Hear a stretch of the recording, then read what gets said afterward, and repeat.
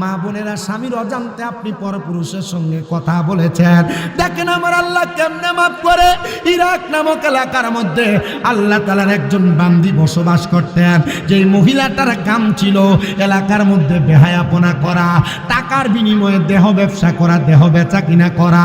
আপনারা বলেন বর্তমান সমাজে বহু এলাকার মধ্যে এমন অনেক মহিলার মাইয়া আছে যারা বাজে চরিত্রওয়ালা, তাদের টাকার বিনিময়ে পুরুষদের কাছে দেহ বিক্রি করে সমাজ নষ্ট করে। আপনারা বলেন এমন 12 বাতারি মার্কা বেহায়া মহিলা সোনার বাংলাদেশে আছে না? না।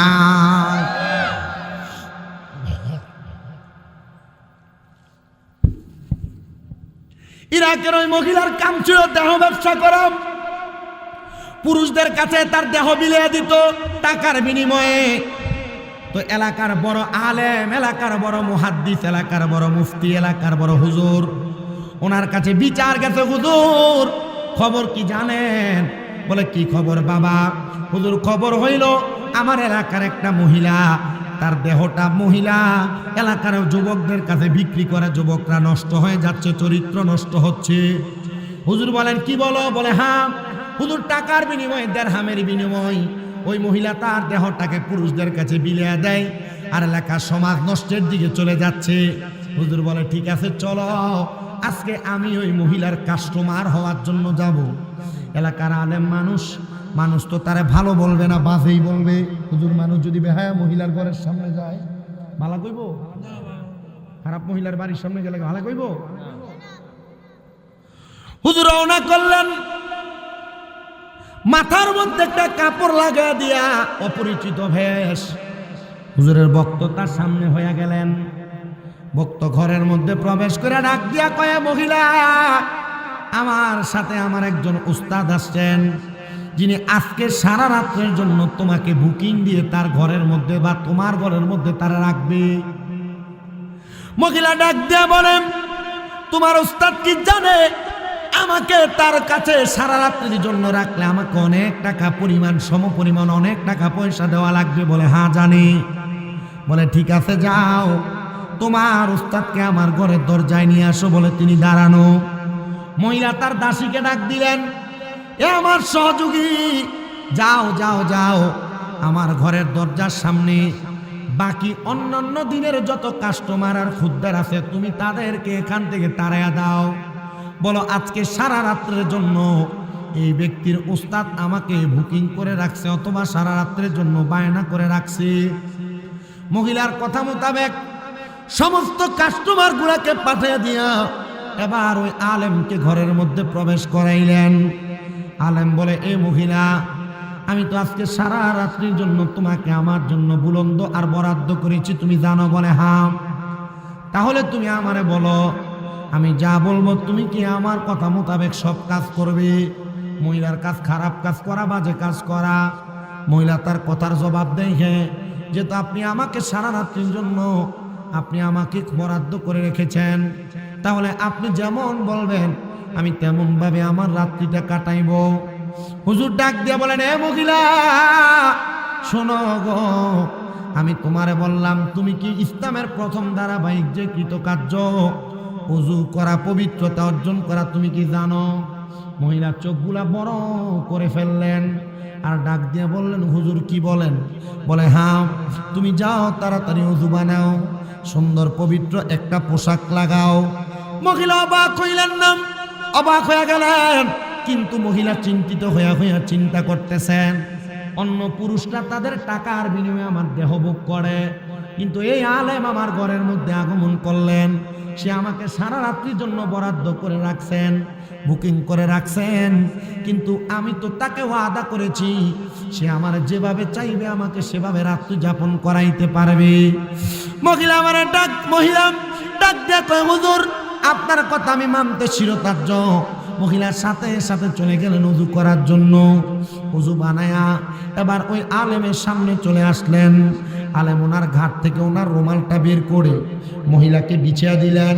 এ মহিলা, তুমি কি তোমার জীবনে কোনোদিন নামাজ পড়েছ? ডাক দিয়া কয়, আমার জীবনের প্রথম শুরুর অংশে আমি নামাজ আদায় করেছি।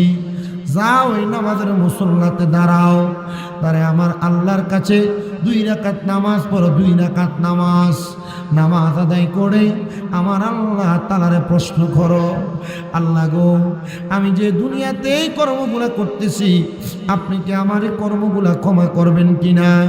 আপনি আমার এই কর্মগুলা মাফ করবেন কিনা? মহিলা বলেন, আমি 2 রাকাত নামাজ আদায় করলাম হুজুরের কথা মোতাবেক। নামাজ আদায় কইরাম, আমি আল্লাহর কাছে কাঁদতে লাগলাম, আল্লাহ আমি জীবনে অনেক বেহায়াপনা করেছি, জীবনে অনেক পাপ কাজ করেছি, আল্লাহ গো তুমি আমারে মাফ করবা কিনা আমি জানি না। হুজুর আবার ডাক দিয়ে কয়ে, মহিলা আমি তোমার আরেকটা কথা শোনাই, তুমি যে অপকর্মগুলা করো তোমার মা কি জানে না, তোমার বাপ কি জানে না? হে মহিলা ডাক দিয়া কয়ে, জগতের মানুষ, আলেম সাহেব যখন তার জবান দিয়া মা বাবার কথা বললেন, আমার চোখগুলা আমি দইরা রাখতে পারি না, আমার চোখগুলা বায়া বায়া পানি পড়ে। হুজুর আমার জন্মের পরে আমি কোনোদিন আমার মারে দেখি নাই, আমি কোনোদিন আমার বাপরে দেখি নাই, কে আমার মা কে আমার বাবা আমি জানি না। হুজুর মা বাপ সারা সন্তান আমি, কোথায় থেকে আমার জন্ম কোত্থেকে আমি আসছি আমি জানি না, কিন্তু আপনি বলেন কেন আপনি এই কথা বলেন? হুজুর বলে, মা শোনো গো, কোনো সন্তান যদি দুনিয়াতে কোনো অপকর্ম করে, তার মা বাবা যদি কবরে থাকে, ওই অপকর্মের জন্য আল্লাহ তাআলা মা বাপরে কবরে আযাব দেয়। এরে বড় লক্ষ্মীপুরের আমার মুরব্বী বাবাজিরা, বড় লক্ষ্মীপুরের যুবক ভাই, বড় লক্ষ্মীপুরের আমার মা বোনেরা, এমন কোনো কাম তুমি কইরো না যে অপকর্মের কারণে তোমার আব্বা আম্মা কবরের আযাবে জ্বলবে। হে মুরব্বী বাবা, আজকে যে বড় লক্ষ্মীপুর দক্ষিণ পূর্ব পাড়া দুলা হাজি মিয়াদি বাড়ি গাউসিয়া সুন্নিয়া মসজিদ ইবতেদায়ী মাদ্রাসার মাহফিল হইতেছে, বিকাল থেকে এখন পর্যন্ত অনেক ছাত্ররা কোরআন তেলাওয়াত করছে, অনেক ছাত্ররা গজল গাইছে, তারা দোয়া করছে এলাকার বয়স্ক মুরব্বীদের জন্য, তারা দোয়া করছে এলাকার মৃত মানুষদের জন্য। তুমি এমন একটা সন্তান দুনিয়াতে রাইখা যাও, যে সন্তানটা তোমার মৃত্যুর পরে তোমার জন্য হাত তুলা তুলা দোয়া করবে। হায়রে ওই মহিলার চোখের পানি ফালায়া ফালায়া কান্দে, হুজুর আমি জীবনে আমার মারে দেখি নাই, হুজুর জীবনে আমি আমার বাবারে দেখি নাই। হুজুর বলেন না গো, আমি যে অপকর্মের সাথে লিপ্ত আছি, আমার আল্লাহ বুঝি এই অপকর্মের কারণে আমার মারে আযাব দেয়, এই অপকর্মের কারণে আমার আব্বারে আযাব দেয়। হুজুর বলে, মাইয়া রে জানুনি, তুমি যদি আল্লাহর কাছে কাঁদতে পারো, তোমার জীবনে যত অপকর্ম করেছো সব অপকর্ম আমার আল্লাহ মাফ করে দিবে, আর তোমার দুয়ার বরকতে আমার আল্লাহ তাআলা তোমার মারে মাফ করে দিবে। আল্লাহর নবীর একটা হাদিস শরীফ আজকে জুমার নামাজে আমি বয়ান করেছি। হযরত আম্মা জান আয়েশা সিদ্দিকা রাদিয়াল্লাহু তাআলা আনহা থেকে হাদিস বর্ণিত, তিনি বলেন, আমার নবীর কাছে একজন মহিলা আসতেন কান্না করতে করতে, ইয়া রাসূলুল্লাহ, ইয়া হাবিবাল্লাহ, নবী গো আমার মা অসুস্থ অবস্থায় মারা গেছে, আমার মা মারা যাওয়ার সময় জবানটা বন্ধ হয়ে গেছিল গো নবী, নবী গো আমার মনে হয় আমার মার যদি জবান থাকতো, আমার মা ইন্তেকালের আগে তার সম্পদ থেকে কোনো কিছু সদকা করে যাইতো। নবী গো আমার মা যে মারা গেছে, আমি কি আমার মায়ের পক্ষ থেকে কোনো কিছু সদকা করতে পারবো? আমার নবী কয়, হ্যাঁ, তোমার মায়ের পক্ষ থেকে যদি তুমি সদকা করো, আল্লাহ তাআলা তোমার মারে মাফ করে দিবে। ওই মহিলার সাথে সাথে সে সদকা করার জন্য নিয়ত করলো, ইয়া রাসূলুল্লাহ, আমি আমার মায়ের নামের উপরে আল্লাহর রাস্তায় আমি সুন্দর করে একটা বড় একটা কূপ কাটাইলাম, কূপ, আপনি সাক্ষী থাকেন নবী, আমি এই কূপটা আমার মায়ের জন্য আল্লাহর রাস্তায় দিয়ে দিছি। আমার নবী বলেন, আল্লাহ তোমার দান কবুল করো। ওই মহিলা পরের দিন কান্না করতে করতে আমার নবীর কাছে এসে ডাক দিয়া কয়, নবী গো আমি স্বপ্ন দেখছি, আমার মা জান্নাতের মধ্যে একটা পাত্রের মধ্যে করে আনকমন একটা পানি পান করতেছে। আমি জিগাইলাম, মা আপনি যে পানিটা পান করতেছেন এটা কিসের পানি? আমার মা বলেছে, গো এ আমার কন্যা সন্তান, এটা হইল আমার আল্লাহ তাআলার পক্ষ থেকে দেওয়া সারাবান তাহুরা পবিত্র পানি। জিগাইলাম, মা এই পানি আপনি কেমনে পান করলেন আর পাইলেন কই? আমার মা আমার জবাব দিতে, রে মা তুমি যে আমি মারে মোহাব্বত করে একটা পানির কূপ তৈরি করে দিছ, আমার আল্লাহ তাআলা আমি মারে জান্নাতের ভিতরে এমন সুন্দর পানি ওইটার বদৌলতে দান করে দিছে। ওই বাজে মহিলা, দেহ ব্যবসায়ী মহিলা হুজুরকে বললেন, হুজুর তাইলে আমি আমার মার জন্য আর বাবার জন্য কান্না করি, দোয়া করব। বলে ঠিক আছে, সকাল হওয়ার আগ পর্যন্ত তুমি কান্না করো, 2 রাকাত নামাজ পড়বা, নামাজ পড়ে আল্লাহর কাছে কান্না। হুজুর ঘর থেকে বের হয়ে গেছে।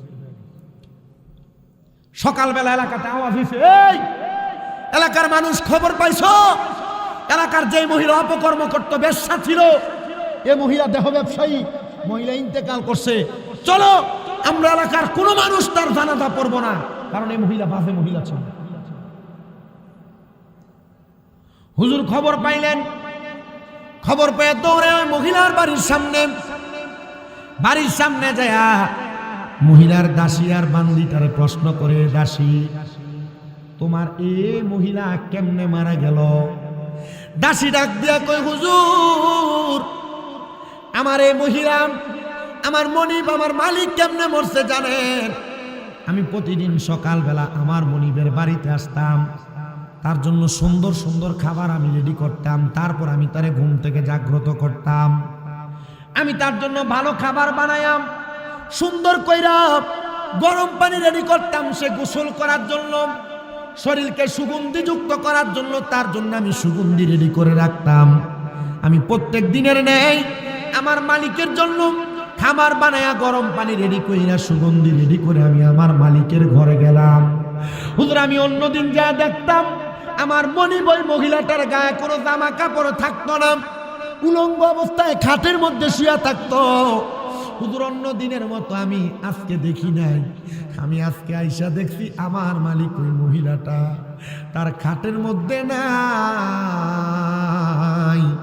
সাদা একটা বিছানার মধ্যে, সাদা একটা রুমালের মধ্যে আমার মালিক সেজদার মধ্যে পুরা রইছে।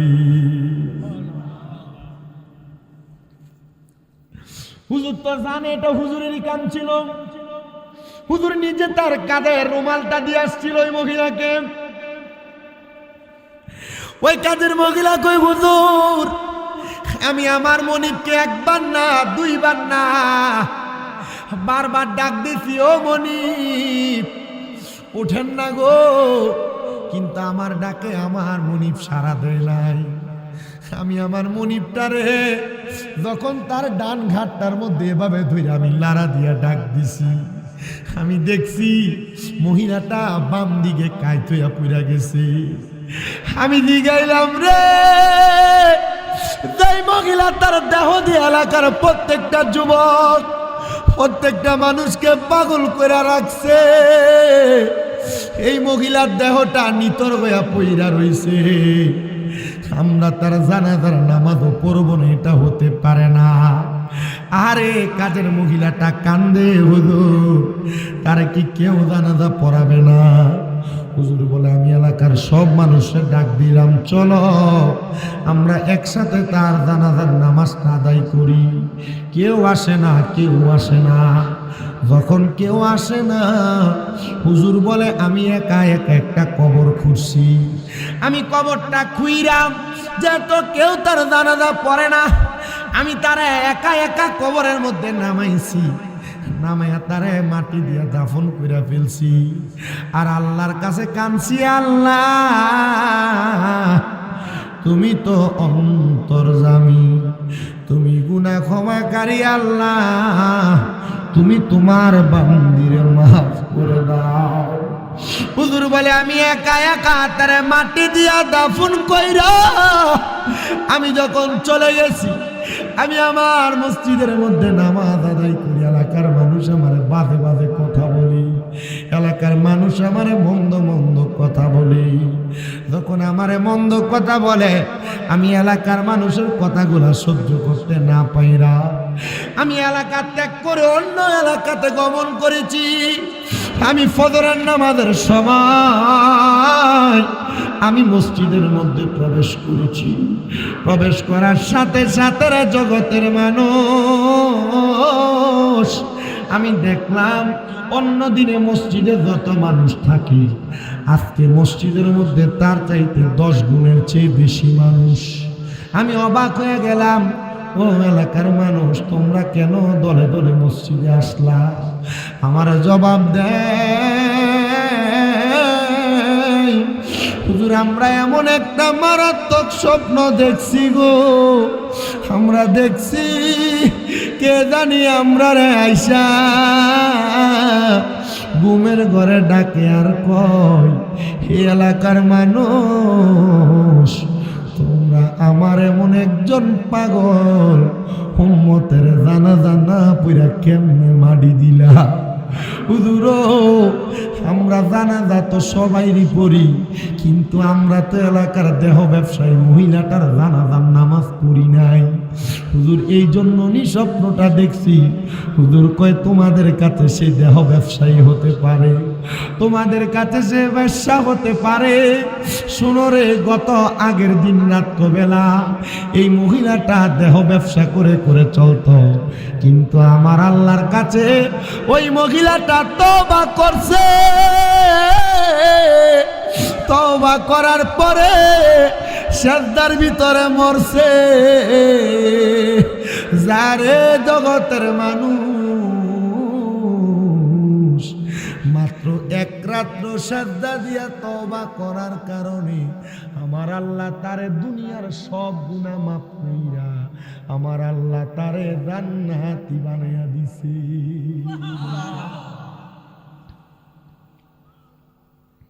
কয় রাত্র রে ভাই?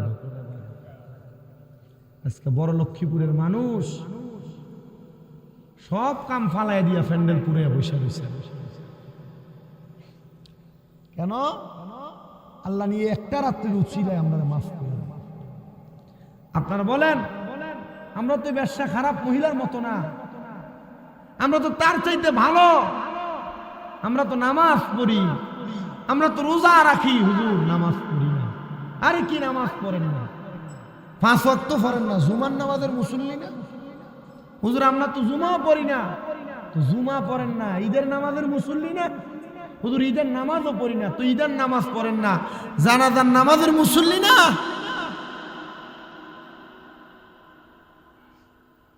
আপনি যেই ওয়াক্তের মুসল্লি আল্লাহ আপনাকে হয়তো সেই ওয়াক্তের উসিলায় মাফ করতে পারে।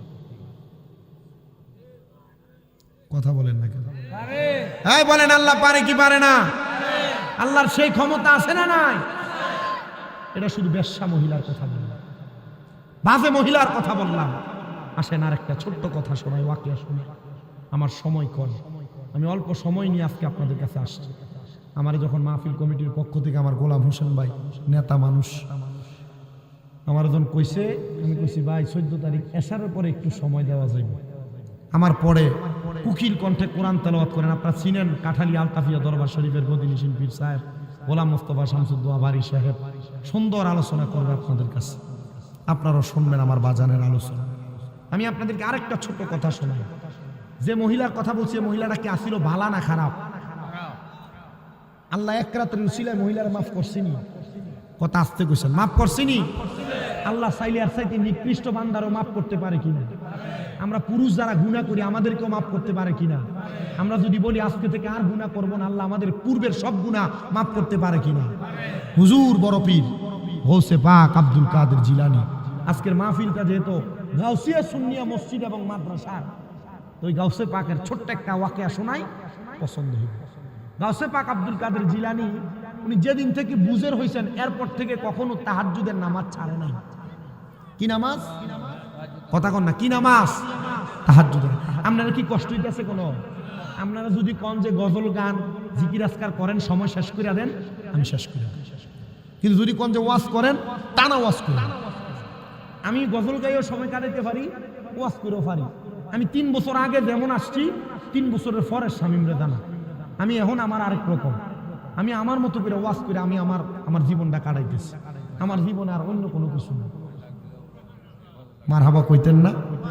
আমি বুঝতেছি আপনারা একটু জুড়াইতেছেন, মানুষটি ফুরা কিন্তু একটু কষ্ট হইতেছে। একটু মোহাব্বতে আমার সাথে একটা শান গান দেখবেন, ইনশাল্লাহ ঠিক হয়ে যাবে। একটু পড়েন। তোমায় ডাক দিলে বলার প্রাণে চাই রে, তোমায় ডাক বলার প্রাণে চাই রে, ও প্রাণের মুর্শিদ রে, তুমি ধীরে ধীরে ফিরে ফিরে চাইও রে, তুমি ধীরে ধীরে ফিরে ফিরে চাইও রে। চাঁদের রাইতে আইসো গো মুর্শিদ, চাঁদের বাহার, তোমার গলায় দিব আমরা প্রেম একটা হার। তোমার আত্মাতে আত্মা মিশাইয়া রাই করে, ও প্রাণের মুর্শিদ রে, তুমি ধীরে ধীরে ফিরে চাইও রে। আম পাতায় জাম পাতায় কত পানি ঝরে, শেষ বিদায়ের গোসল দিব বরুই পাতার জলে। আম পাতায় জাম পাতায় কত পানি ঝরে, শেষ বিদায়ের গোসল দিব বরুই পাতার জলে। হাইরে আতর গোলাপ সুরমা চন্দন সিটাই দিব রে, বলেন আতর গোলাপ সিটাই দিব রে, ও প্রাণের মুর্শিদ রে, তুমি ধীরে ধীরে ফিরে ফিরে চাইও রে। লাল বলো নীল বলো কত রঙের শাড়ি, আইরে সাজবি দায়ে পরাই দিব সাদা মার্কিন শাড়ি। আইরে ওই কবরে নূরের নবী আই ভোরে, বলেন ওই কবর আই ভোরে, ও প্রাণের মুর্শিদ রে, তুমি ধীরে ধীরে ফিরে ফিরে চাইও রে, তুমি ধীরে চাইও রে। একটা জবান বন্ধ রাখবেন না, চিৎকারে মেরে বলেন ইয়া ওলি আল্লাহ। হুজুর বড় পীর আব্দুল কাদের জিলানী যেই দিন থেকে বুঝের হইছেন, ওই দিন থেকে কোনোদিন তাহাজ্জুদ নামাজ কাজা করেন নাই। আমার গৌসে পাক আব্দুল কাদের জিলানী বলেন, আমি দেখলাম একদিন আমি তাহাজ্জুদের ওযু করতে বের হইছি। আমি যখন তাহাজ্জুদের ওযু করতে বাইরে হই, আমি দেখলাম আমার ওযু করে ঘরে ঢোকার সময় কে যেন আমার ঘরের মধ্যে প্রবেশ করতেছে। রাত্র তাহাজ্জুদের সময় অজানা কোনো লোক যদি ঘরে ঢুকে, আপনারা কোন তো এটা কি বালা মানুষ না চোর? এ কথা কয় না। তাহাজ্জুদ নামাজের সময় যদি খালি ঘরের ভিতরে অজানা কোনো মানুষ ঢুকে, এটা কি বালা মানুষ না চোর? গাউসে পাক বলেন, আমি তারা জিজ্ঞাসা করলাম কে আপনি, আপনার পরিচয় কি? তিনি আমারে পরিচয় দেয়, হুজুর আমি আসছিলাম আব্দুল কাদের জিলানির বাড়িতে। আব্দুল কাদের জিলানির চিনে না? এটাই যে আব্দুল কাদের জিলানি, ওনার পরিচয় জানে না। শুধু জানে এটা বড় পীরের বাড়ি। বড় পীর বিদায় হয়তো বড় পীরের বাড়িতে বড় কোনো মাল থাকবে, চুরি করবে। বড় পীরের বাড়িতে আসছি বড় পীরের হাতে মুড়িদ হওয়ার জন্য। হুজুর গৌসে পাক কয়, বাবা আমি তো আব্দুল কাদের জিলানী খাইলাম ধরা, আমি তো আব্দুল কাদের জিলানী। হুজুর আপনি আব্দুল কাদের জিলানী, কেন আসছো? হুজুর আপনার কাছে মুড়িদ হওয়ার জন্য। তো আসো, ঘরে আসো না, আমি তোমারে মুড়িদ করাইয়া দেই। গাউসে পাকের কথা শুনে আসে ডাক দিয়া কয়, হুজুর আজকে দেখে গেলাম আরেকদিন আইসা বায়াত গ্রহণ করব। হুজুর কয়, এ বাবা কখন কে মারা যায় এটার কোনো গ্যারান্টি নাই, মুড়িদ হইয়া যাও। এই মুড়িদ হইয়া গেলে তোমার জীবনটা বড় দামি জীবন হইব। আমি জানি না এ বড় লক্ষ্মীপুর এলাকায় কোনো মানুষ মুড়িদ হওয়া ছাড়া আসেননি। আপনার কাছে যেই পীরকে পছন্দ হয়, যে পীরে ভালো লাগে, যে পীরটার দিকে তাকাইলে আল্লাহর কথা মনে হয়, ওই পীরের হাতটা ধরে আপনি মুড়িদ হইয়া যাইবেন। মনে রাখবেন, মুড়িদ হওয়ার আগের জীবন আর মুড়িদ হওয়ার পরের জীবন দুইটা দুই রকম। একটা মানুষ যখন মুড়িদ হইয়া যায় তার জীবনটা বড় দামি জীবন হইয়া যায়। কি জীবন হয়? দামি জীবন। হুজুর বলে, বাবা কোথায় যাইবা, কখন মুড়িদ হইবা, বাঁচবা কিনা গ্যারান্টি নাই, মুড়িদ হইয়া যাও। আজকে মুড়িদ না হইলে মনে হয় ছাড়বে না। বাবা মুড়িদ যে হইবা, আসো আমার ঘরে আসো। উজু আসেনি? হুজুর আমার উজু নাই। গায়ের কাপড়গুলা পবিত্র নি? হুজুর গায়ের কাপড় অপবিত্র। চিন্তা করছে অপবিত্র কাপড় কইয়ানি কোন রকম বাগন যায়। হুজুর ডাক দিয়ে কয়, বাবা আমি তোরে আমার একটা আফগান দিলাম, পাঞ্জাবি দিলাম, তোর পাঞ্জাবিটা খুইলা আমার একটা পাঞ্জাবি লাগা। তোর মাথার মধ্যে কোনো টুপি নাই, আমার টুপিটা তোর মাথায় লাগা। গাউসে পাকে কথা বইলা তারা বললেন, বাবা উজুটা বানাও। সে উজু বানাইয়া মাথার মধ্যে গাউসে পাকের টুপি লাগাইয়া, গায়ের মধ্যে গাউসে পাকের আফগান লম্বা পাঞ্জাবি লাগাইয়া গাউসে পাকের সামনে বসছে। আসছিল চুরি করতে, এখন মুড়িদ হওয়া লাগতেছে। হাতটা বাড়াও, হে আমার মুড়িদ, তুমি তোমার ডান হাতটা বাড়াও। ডান হাতের তালুটা বাড়াইছে। গাউসে পাকের ডান হাতের তালুটা তার তালুর সাথে লাগাইয়া কয়, বাবা তুমি পড়ো, কোনোদিন মিশা কথা বলবো না। কি সে বলে, হুজুর কোনোদিন মিশা কথা বলবো না। বাবা তুমি পড়ো, কোনোদিন নামাজ ছাড়বো না।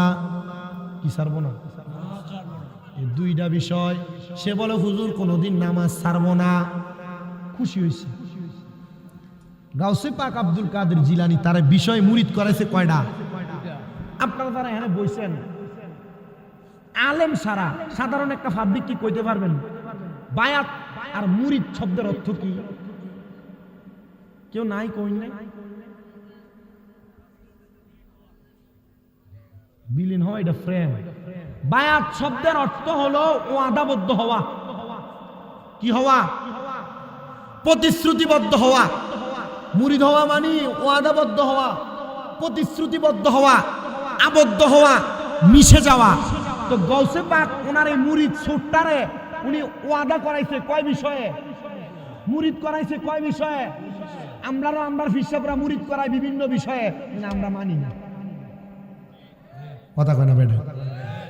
আমরা মাথার ভিতরে আবুল উলের টুপি, আমরা মাথার ভিতরে সাতফুরিশের টুপি, আমরার মাথার ভিতরে আবেদ সালমাতানির দরবার, ইমামের আব্বানি দরবারের টুপি, আমরার মাথার ভিতরে মাইজবান্ডারের টুপি, আমরার মাথার ভিতরে শাহপুরের টুপি, আমরার মাথার ভিতরে বিভিন্ন দরবারের টুপি। মসজিদে নমাজ হয়, বেড়া মসজিদে যায় না। মানুষ কয়, দেখ রে দেখ দেখ দেখ অমুক দরবারের মুরিদ, তার ফিসাবও নামাজ পড়ে না, তেও নামাজ পড়ে না। আসলে কি ফিসাব নামাজ পড়ে, মুরিদ পড়ে না। এই মুরিদের লেগে ফিরেরও বদনাম, দরবারের বদনাম। এমন মুরিদের দরবারের দরকার। আমি আমার সারা বাংলাদেশে যত বক্ত আছে, আমি আমার সব বক্তদেরকে বলছি, শোনেন, আপনারা 5 ওয়াক্ত নামাজ, তার পাশাপাশি কখনো হারাম খাইবেন না। দ্বিতীয়ত যখনই সময় পাইবেন তাহাজ্জুদ নামাজ পড়বেন, পরের হক মেরে খাইবেন না। নিজে ইচ্ছা করে যাই না ঝগড়া ফাসাদে লিপ্ত হবেন না। এই অল্প কয়েকটা সবক আমি দিছি আর বলছি, আপনারা এগুলা মাইনা চলতে পারলে হয়তো আল্লাহ তাআলা আপনাকে এটার উচিলে মাফ করে দিবে। আপনারা বলেন, এই অল্প কয়েকটা বিষয় মানলে আল্লাহ মাফ করতে পারে কিনা? ওই যে কইছে হারাম খাইতো না, এটার ভিতরে আইতেছে ওয়াজ। সময় অনেক হয়ে গেছে, কিন্তু আমি একটু শেষ করতে হবে। আপনারা কি আমার শেষ পর্যন্ত আসেননি? আওয়াজ কম হইতাছে, কেডা কেডা আসেন একটু ডাইন হাতটা সোজা করে তুললে একটু দেখাইন। আসেননি ইনশাল্লাহ? নারে তাকবীর। ছটফুড়ি তো অনেক রেডি বয়ে ছটফুড়ি আর হুসকা খাইতে এরা মনে করছে দূর মানুষ নেই এসারের পরে এটি কি চায়, এনে তো ফ্যান্ডেল ফুড়ি এরা জানে না। নারে তাকবীর, নারে রিসালাত, নারে গাউসিয়া। গাউসে পাকে মুরিদ করাইছে কয় বিষয়ে? গাউসে পাক আব্দুল কাদের জিলানী কয় জান আমরা মুরিদ হয়ে গেছেন। এবার হয়ে গেছে গাউসে পাকের দরবার থেকে। গাউসে পাকের দরবার থেকে বের হওয়ার সাথে সাথে সে চিন্তা করে একদিন চুরি না করলে পরের দিন আমার ঘরের চুলার পাতের মধ্যে কোনো আগুন ধরে না, আমি আবার চুরি না করলে আমার উপায় কি হবে? এই কথা বইলা গাউসে পাকের দরবার থেকে সামনে যাইছে। যাওয়ার পরে দেখতেছে সামনে বাগদাদের বাদশার বাড়ি। চিন্তা করে অন্যদিন ছোটখাটো চুরি করতাম, রাত্রে এখনো বাকি আছে অল্প কিছুক্ষণ, আজকে চুরিটা নাচে বাদশার বাড়িতেই করি, হয়তো আল্লাহ তাআলা চাইলে আজকে আমার বেশি কিছু দিতে পারে। নিয়ত কি ভালো না খারাপ? কথা কথা ভালো না খারাপ? আমরা সমাজে এমন অনেক টুপিওয়ালা আছে, দাড়িওয়ালা আছে, পাঞ্জাবিওয়ালা আছে, এগুলা লাগে লাগে সুদের টাকা খায়, ঘুষের টাকা খায়। আমরা সমাজে এমন অনেক দাড়িওয়ালা টুপিওয়ালা পাঞ্জাবিওয়ালা আছে, এরা দাড়ি টুপি পাঞ্জাবি লাগে বাইবাদিদার জমি দখল করে খায়। আমরা সমাজে এমন অনেক টুপিওয়ালা দাড়িওয়ালা আছে যারা সমাজে মানুষের উপর জুলুম আর অত্যাচার করে করে খায়, আছে না নাই? আবার আমরা সমাজের মানুষ এডিরে ধরে নিয়ে মসজিদের সভাপতি বানায়, এমন সুদখোর ঘুষখোরে ধরে নিয়ে মসজিদের সেক্রেটারি বানায়, মাদ্রাসা কমিটির ভিতরে মসজিদ কমিটির ভিতরে এমন হারাম খট্টিরে ঢুকায় কি ঢুকায় না? কথা বলে না ঢুকায় কি ঢুকায় না? আবার দেখবেন সুদখোর ঘুষখোর পরের হক মাইরা মেরে খায়।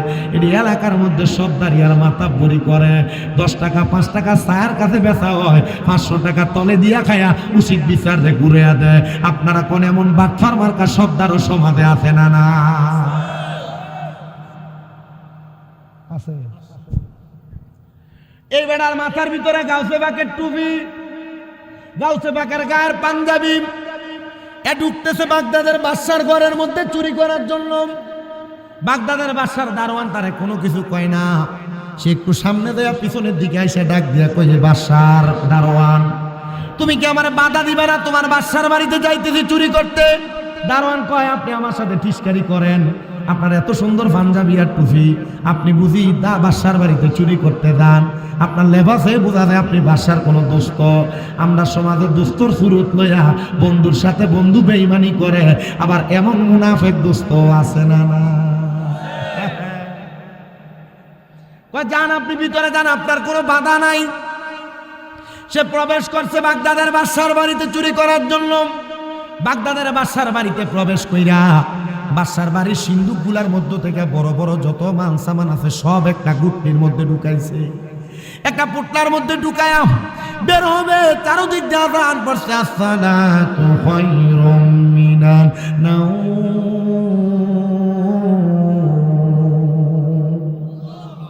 আযান হয়ে গেছে, সে আবার বের হয় না। চিন্তা করে এখন যদি বের হই মানুষ মসজিদে যাবে, রাস্তার মধ্যে আমি ধরা খেয়া যাব, একটু অপেক্ষা করি, দেখি মানুষ যদি মসজিদে প্রবেশ করে তারপর বের হয়ে চলে যাব। এমন টাইমে বাদশা উঠছে ঘুম থেকে নামাজ পড়ার জন্য। ঘুম থেকে প্রবেশ উঠা দেখতেছে বাদশার ঘরের সিন্দুক গুলা খোলা। বাদশা কয় কি রে, মনে হয় ঘরের মধ্যে আর রাজপ্রাসাদের চোর ঢুকছে। বাদশা পুরা বাড়ি খন্ড খন্ড করে তালাশ করতেছে, আর তালাশ করে দেখে কোনো চোর দেখা যায় না। দেখতেছে একটা ঘরের মধ্যে একটা গাট্টি ভরা মাল সামান রাইখা একটা লোক দাঁড়ায় নামাজ পড়তেছে। চোরে চিন্তা করছে যেহেতু এই সময়টা পাইছি, গাউসে পাকের কাছে ওয়াদা করেছি বরফির মানুষ, ওনার কথা মতো নামাজটা ফুইরালাই, আল্লাহ নি নামাজটা রুচিলে আমরা বাঁচা। সারা জীবন চুরি করে পরের হক মাইরা খাইয়া মসজিদের ভিতরে বুড়া কালে দেয়া ঢুকে আল্লাহ নি মাফ করে, পরের হক খাইয়া নামাজ পড়িয়া কোনোদিন আল্লাহর কাছে মাফ চাইলে আল্লাহ মাফ করবে না। কারণ বান্দার হক বান্দা মাফ না করলে আল্লাহ মাফ করবে।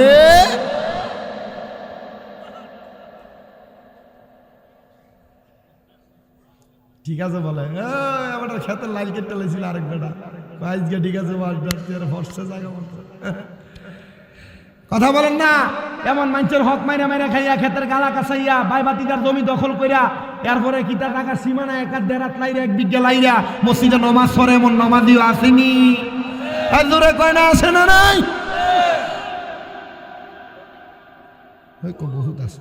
এবার কিন্তু আমার ফুরান শ্রোতা রামপুর যাই গেছে, আমার ওয়াদের সামনে দিয়ে বইয়েছে, আমি দেখছি আপনার বহুত জায়গা।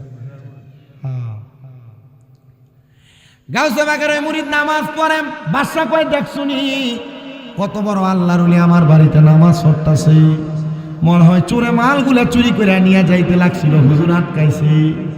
বাদশা দাঁড়ায়া দাঁড়ায়া নামাজের অপেক্ষা করতেছে। নামাজ যখন শেষ, বাদশা ডাক দিয়ে কয়, কে আপনি? কে গো? আপনার মতো আলেম, আপনার মতো হুজুর আমি আমার জীবনে দেখি নাই। হুজুর কে আপনি? আমার মালগুলা চোরের হাত থেকে বাঁচাইছেন। উনি কয়, না না না, আমি চোরের হাত থেকে বাঁচাই নাই। গাউসে বাগ না কইছিল মিছা কথা কইলে বিপদে পড়বি। গাউসে বাগের কথাটা মাইনা সে কয়, বাদশা শোনো, আমি চোরের হাত থেকে মালগুলা বাঁচাই নাই, আমি চোর, তোমার মালগুলা আমি নিজেই চুরি করছি। বাদশা ডাক দিয়ে কও, মাগো এত বড় হুজুর একটা চোরকে বাঁচানোর জন্য এই হুজুরটা আমার বলতেছে তিনি নাকি চোরের কাছ থেকে মাল বাঁচাই নাই, তিনি চুরি করছে। বাদশা কয়, হুজুর এতদিন পর্যন্ত মুরিদ হওয়ার জন্য একটা বালা হুজুর ঠকাইছি, আমি পাই নাই, আপনার মতো একজন হুজুর পাইছি। হুজুর আজকে আপনি আমারে মুরিদ করানো ছাড়া আমার বাড়ি থেকে যাইতে পারবেন না। করতেছি কিটা চুরি। আর বাদশা কয় কি, মুরিদ না করাইলে যাওন যাইতো না। বাদশা কয়, হুজুর মুরিদ করান। হ্যাঁ কয়, আমি মুরিদ করাবো কেমন? আমি তো আউযুবিল্লাহ বিসমিল্লাহ জানি না, নিজেই তো চোর। কয়, মুরিদ কেমনে করাই সিস্টেমটা আমার মনে আছে, কারণ অল্প কিছুক্ষণ আগে মুরিদ হয়ে আইছে। হ্যাঁ কয়, বাদশা ওযু করে আসেন। বাদশা কই, যদি ওযু করতে দেয় আর এমন ফির যদি আমি হারাই আর পাইতাম না। বাদশা তার উজিরে ডাক দিয়ে কই, উজির হুজুর পানি ডাক দিয়ে ঘরে নিয়ে আসো। ঘরের মধ্যে ওযু করে কয়, হুজুর মুরিদ আগে করানোর পরে নামাজ পড়ব। মুরিদ করাবে। কয়, আপনার ডান হাতটা বাড়াইয়া দেন। বাদশা ডান হাত বাড়াই দিছে, আর ওই চোর ব্যক্তিটা তার ডান হাতটা বাদশার হাতের উপরে রাখতে কয়, বাদশা বলেন কোনোদিন মিছা কথা কইতেন না। বাদশা কয়, দেখছুনি কেমন বড় একজন পীর, আমি যে রাজ্য চালাইতে দেয়া বড় বড় বড় মিছা কথা কই, আমার এখন ওয়াদা করাইতেছে আমি যেন এমন মিছা কথা না কই, কারণ আল্লাহু লা ইউহিব্বুল মুকাদ্দিবিন, আমার আল্লাহ মিথ্যাবাদীরে পছন্দ করে না। আমার বিশ্বাস আমার আদেশ করতেছে আমি যেন মিছা কথা না কই। ডাক দিয়া কয়, হুজুর আমনে তো বড় পীর, আর কি আছে আপনার মতো পীর? বাদশা কয়, কোনোদিন মিছা কইতাম না। এবার ডাক দিয়ে কয়, বাদশা আপনি আরেকটা বিষয় মুরিদ হন। বাদশা আপনি বলেন কোনোদিন নামাজ ছাড়বেন না। বাদশা কয়, দেখছুনি রাজ্য পরিচালনা করতে দেয়া কত ওয়াক্ত নামাজ আমার ছুটটা যায়, আমার নামাজের ব্যাপারে মুরিদ করায়। হুজুর আপনি বড় পীর, আপনার মতো পীর আর হইতে পারে না। 2 বিষয় মুরিদ করাইছে। মুরিদ করানোর পর বাদশা কয়, হুজুর আপনারে আমি পাইছি, আমার কপাল বড় ভাগ্য। হুজুর যে গাড়ির ভিতরে আমার মালগুলা আছে, মণিমুক্তা জহরত গুলা আছে, চোরে যদি চুরি করে নিয়ে যাইতো এগুলা তো আমি বাদশা পাইতাম না। হুজুর যেহেতু আপনি এগুলা আপনি আমারে উদ্ধার করে দিছেন, হুজুর আজকে মুরিদ করানোর হাদিয়া হিসাবে আমি সবগুলা মণিমুক্তা জহরত আমি আপনারে হাদিয়া দিয়ে দিছি।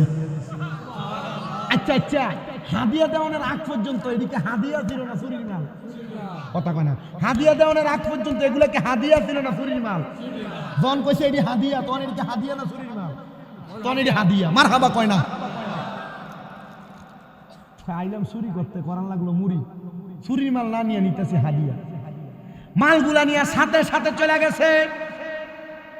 চিন্তা করছে, আমার বউ আমার আজকে আওয়ানোর সময় কইছে, তুমি যদি আর চুরির মাল নিয়ে আমার বাড়িতে আসো তাহলে তুমি আমার স্বামী না। আপনার যদি আপনি কোন স্ত্রী যদি আপনারা কয়, বা আপনি যদি আপনার বউরে কন, তুমি যদি আজকে আমার লাগে গরুর গোস্ত না রান্ধো তাহলে আজকে থেকে তুমি তালাক, বা তুমি আমার বউ না। বউ কিন্তু তালাক হয়ে যাবো, জানেন এটা? কথা কি বুঝতেছেন আপনারা? মানে আপনি যদি বউরে কন আজকে যদি গরুর গোস্ত না রান্ধো তুই তালাক, বউ তালাক। যদি না রান্ধে ঠিকই তালাক। যদি আজকে আপনার বউরে কন, এই তুই যদি আজকে বাপের বাড়ি যাস তুই তালাক, তালাক। জানেন তো এগুলা? সাবধান, বউর সাথে তালাকের ব্যাপারে মশকরা করা যাবে না। ইসলামের সবচেয়ে কঠিন তালাক, সবচেয়ে জায়েজ নিকৃষ্ট কাজ হলো তালাক। আল্লাহ নবী বলে ইসলামে তালাক জায়েজ, তবে নিকৃষ্ট জায়েজ কাজ ইসলামে কি? তালাক। কথা কন না, জায়েজ নিকৃষ্ট কাজ কি? তালাক। এজন্য তালাক নিয়ে কোনো সময় দুষ্টামি করবেন না। আমাদের কুমিল্লা আলিয়া মাদ্রাসা ডক্টর সাইদুর রহমান হুজুর আপনাদের দোয়ার বরকতে হজের মাসালা, নামাজের মাসালা এবং বিবাহের তালাকের মাসালা, এই তিনটা সাবজেক্টের উপরে শরহে বেকায়াত আমার এই উস্তাদ আমার বেশি ভালো পড়াইছে। কুমিল্লা আলিয়া মাদ্রাসা অনেক ভালো পড়াইছে আমার এই উস্তাদ। দোয়া করি আল্লাহ তাআলা ওনাকে জান্নাত, আল্লাহ তাআলা ওনাকে হায়াতে বরকত দান করুক, আমিন পড়ে। আমি যেই কথা বলতেছিলাম, ওই চোরের স্ত্রী বলছিল তুমি যদি কোনো চুরির মাল আমার কাছে নিয়ে আসো তুমি আমার স্বামী না। তবে সাবধান, মহিলাদের ব্যাপারে এই কথাটা বড় সতর্কতামূলক, কারণ বেডিয়ে তালাক দিলে তালাক হয় না। বেডিয়ে তালাক দিলে ইসলামী শরীয়তে তালাক হয় না, কিন্তু বাংলাদেশের এই প্রজাতন্ত্রী আইনে মহিলারা তালাক দেওয়ার একটা সিস্টেম আর আইন আছে, কিন্তু ইসলামী শরীয়তে বেডি তালাক দিলে তালাক হবে না যতক্ষণ না বেড়া তালাক না দেয়। এজন্য আগে বেড়া মানুষ তালাক দিতে হবে। কে তালাক দিতে হইব? বেটা মানুষ তালাক দিতে হবে। আপনারা কি কষ্ট হইতেছে কোনো? একটু শেষ করি, একটু মনোযোগ দিয়ে শুনুন। উনি চিন্তা করলেন এই মাল যদি আমার স্ত্রীর কাছে নিয়ে যায় স্ত্রী বুঝে ফেলবে এগুলো চুরির মাল। উনি ওই মালগুলা নিয়ে গাউসে পাকের দরবারে যে হাত বাড়াইছে, হুজুরে নেন এই মালগুলা। গাউসে পাক কয় মাল আমারে দিও, পরে আগে কও মুরিদ কেমন করাইলা। হুজুর আপনি কি আমার সাথে গেছেন নাকি? আমি যে মুরিদ করাইছি আপনি জানেন কেমনে? মনে রাখবা ও বড় লক্ষ্মীপুরের বাবারা, তোমরা যারা যারা হক্কানি রাব্বানি পীরের হাতে হাত থেকে বায়াত গ্রহণ করো, প্রত্যেক মুরিদের খবর প্রত্যেক আউলিয়া কারাম প্রত্যেক পীর মাশায়েখ রাখেন, জানেন, বোঝেন।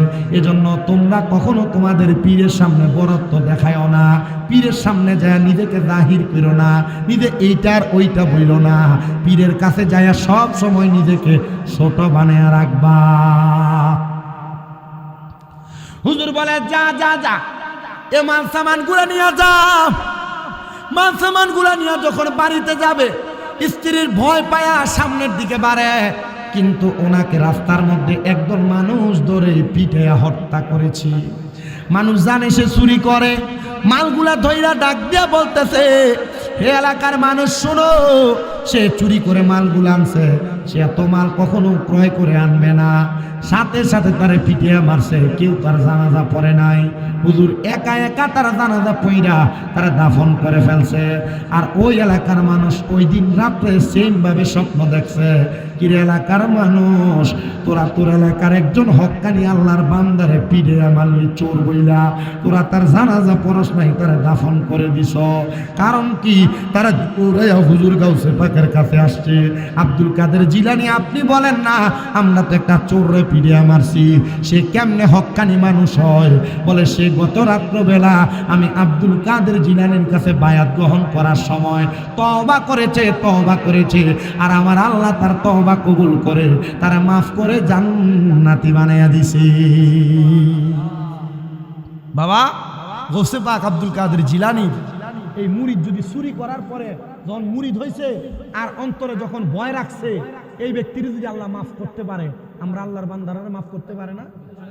আমি আমার ওয়াজের মাইক ছাড়ার আগে আপনাদেরকে আরেকটা হাদিসে মুবারাকা শোনাই, যেটা হযরতে সাদ ইবনে উবায়দা রাদিয়াল্লাহু তাআলা আনহু থেকে হাদিস বর্ণিত। তিনি বলেন আমার মা মারা গেছে, আমি আমার মার জানাজা পাই না। কি পাই নাই? আচ্ছা একটা ফুত যদি মার জানাজা না পায়, এই ফুতের অবস্থা কি অন্তর্গতভাবে ভালো থাকে? কষ্ট থাকে না? হযরতে সাদ ইবনে উবাদা বলেন আমি আমার নবীজির কাছে যেয়ে বললাম ইয়া রাসূলুল্লাহ, আমি আমার মার জানাজা পাই নাই নবী গো, আপনি বলেন না আমি যে আমার মার জানাজার নামাজ পাই নাই, আমি আমার মার জন্য কোনো কিছু করতে পারবো কিনা? আমার নবী বলেন সাদ ইবনে উবাদা, তুমি তোমার মায়ের পক্ষ থেকে আল্লাহর রাস্তার মধ্যে সদাকা করো। হযরতে সাদ ইবনে উবাদা বলে ইয়া রাসূলুল্লাহ, আপনি সাক্ষী থাকেন গো নবী, আপনি সাক্ষী থাকেন। আমি আপনার সাক্ষী রাইকা আমার মিখওয়াদা নামক একটা খেজুরের বাগান আছে, ওই খেজুরের বাগানটা আমি আমার মায়ের জন্য সদকা করে দিলাম। কোন সুবহানাল্লাহ। আমি আমার মাইক ছাড়ার আগে আজকের এই জান্নাতের বাগান বড়লক্ষ্মীপুরের মাহফিলে যারা বসেছেন, আমার পরে গোলাম মোস্তফার শামসুদ্দোয়া বাড়ি হুজুর চলে আসবে, হুজুরকে নিয়ে আসেন। আমি এখানে কয়েকজন মানুষ চাই যারা এই বড়লক্ষ্মীপুর গাউসিয়া সুন্নিয়া মসজিদ এবং ইত্তেদায়ী মাদ্রাসার জন্য বলে, হুজুর আমার মা নাই, আমার মার জন্য আমি, আমার বাবা নাই, বাবার জন্য আমি। নবীর সাহাবী সাদ ইবনে উবাদা যেমন ভাবে দান করেছে, আমি তেমন ভাবে 10,000 টাকা আল্লাহর হস্তে মাহফিলে দান করে দিব। যদি থাকেন